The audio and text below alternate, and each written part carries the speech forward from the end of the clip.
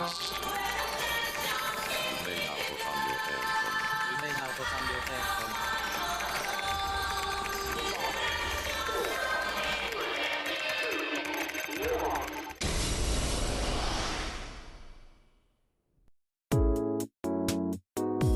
Oi pessoal, tudo Genki? Aqui é o Kite Lloyd Fox do KiteCast e hoje eu quero conversar com vocês sobre Persona.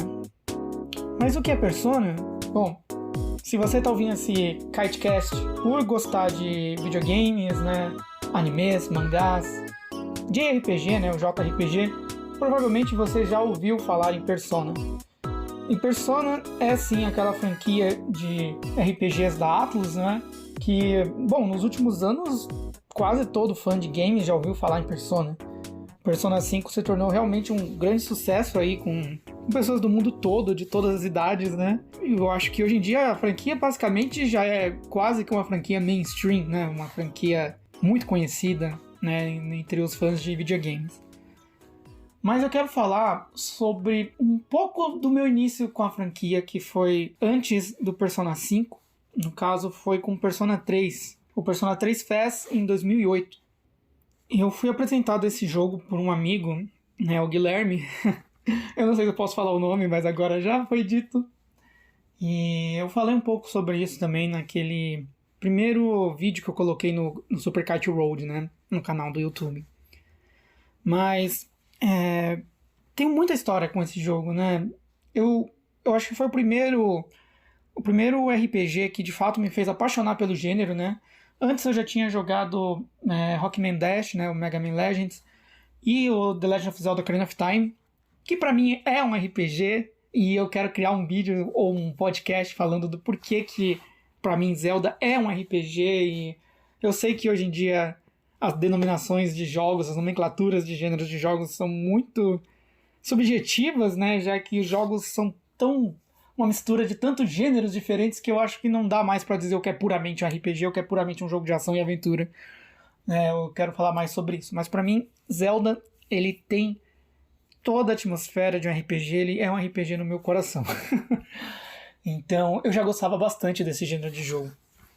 Mas eu ainda tinha uma dificuldade pra gostar de jogos de batalhas por turno, né? Aqueles jogos ou melhor, jogos por comandos, né? Que você tem uma lista, tem um menu de ações que você seleciona para o personagem executar cada ação, né?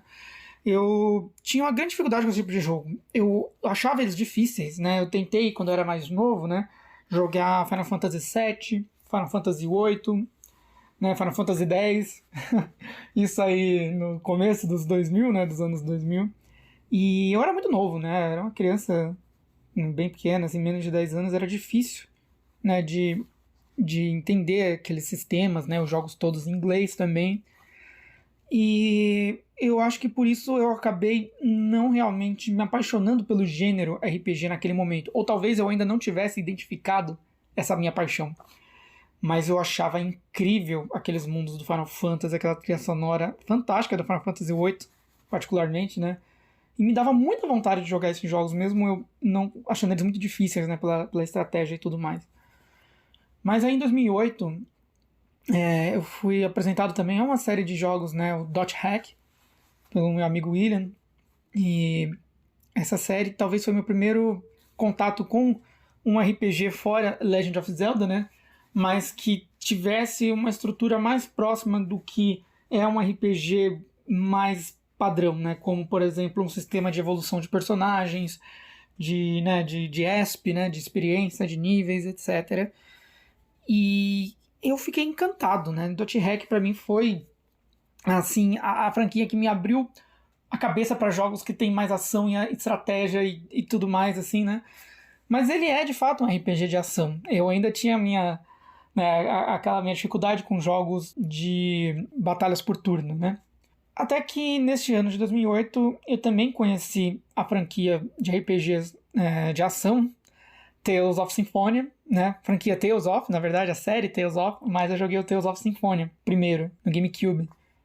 E, nossa, eu tenho que fazer um podcast só desse jogo também, porque ele foi, nossa, incrível, assim.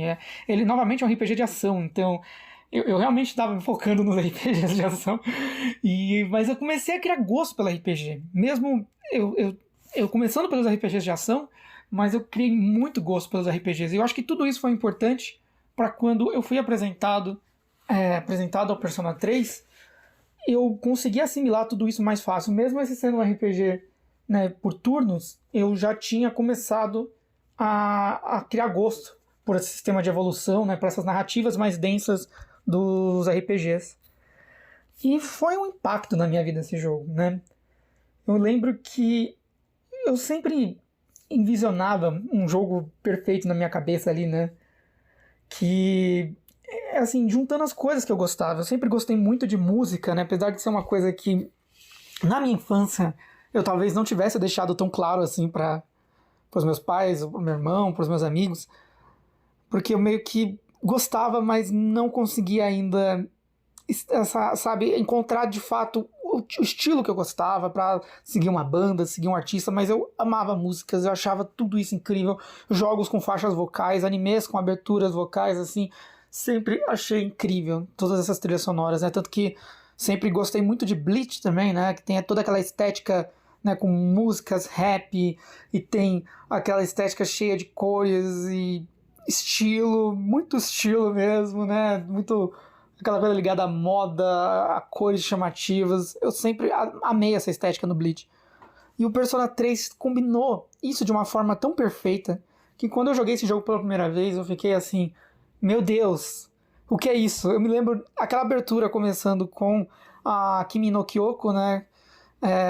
Que é a trilha sonora da canção, aliás, é a canção de encerramento do Persona 3, mas naquela abertura do Persona 3 Fest, que tem aquela versão com o rap do Lotus Juice, que é uma mistura da Burn My Dread com a Kimi no Kyoko, e o rap do Lotus Juice, e nossa, que abertura toda incrível, cheia de flashes.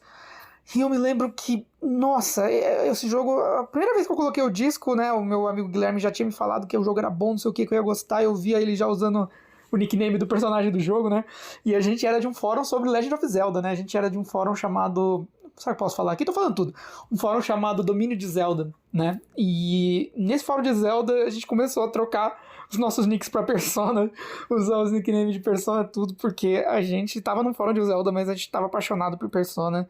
E, cara, é uma coisa assim que mexeu comigo. Eu achei incrível a estética do jogo, as cores, as músicas. Eu nunca tinha jogado um videogame com tanta música, com faixa vocal e todo aquele estilo. Eu nunca tinha nem visto um protagonista, que normalmente eu estava acostumado com protagonistas de RPG sendo aqueles personagens, né, de universos medievais, usando aquelas armaduras pesadas, espadas, escudos, botas e, sabe, aquela atmosfera e ambientação toda medieval, né, ou com muita fantasia, coisas místicas, né, como o caso do Final Fantasy.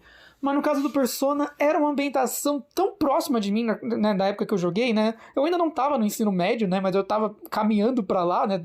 Terminando o fundamental. Então ver aqueles personagens no ensino médio ali, usando seus uniformezinhos escolares e lutando contra monstros, nossa, era tão próximo de mim, né? Indo pra escola, tendo aula. Ah, esse jogo, ele me impactou. Eu acho que ele foi, assim, talvez um dos jogos que mais impactou. Eu ainda vou fazer um top aí dos jogos que mais me impactaram. Eu não sei em que posição ficaria cada um, mas certamente eu iria colocar os momentos que me impactaram nessa vida como sendo quando eu joguei Zelda Ocarina of Time. Aliás, um pouco antes disso, Super Mario 64, né, que foi minha primeira sensação ali com um jogo totalmente em 3D, né? Já tinha visto outros jogos em 3D do Nintendo 64, mas o Super Mario 64 em particular foi, meu Deus... E aí depois o Zelda Ocarina of Time, com toda aquela estética, aquela história, meu Deus do céu, muita coisa pra falar desse jogo também. E aí o Dot Hack, e aí o Tales of Symphonia e o Persona 3. Esses jogos certamente marcaram muito. Tem Kingdom Hearts também, tem Final Fantasy, tem muita coisa pra falar que me marcou. Mas o Persona 3, ele foi talvez um dos que mais me deixou uma impressão. E tudo isso pra falar só da parte estética e audiovisual do jogo. Eu ainda nem entrei na parte da narrativa e de tudo mais. O áudio já tá com 10 minutos.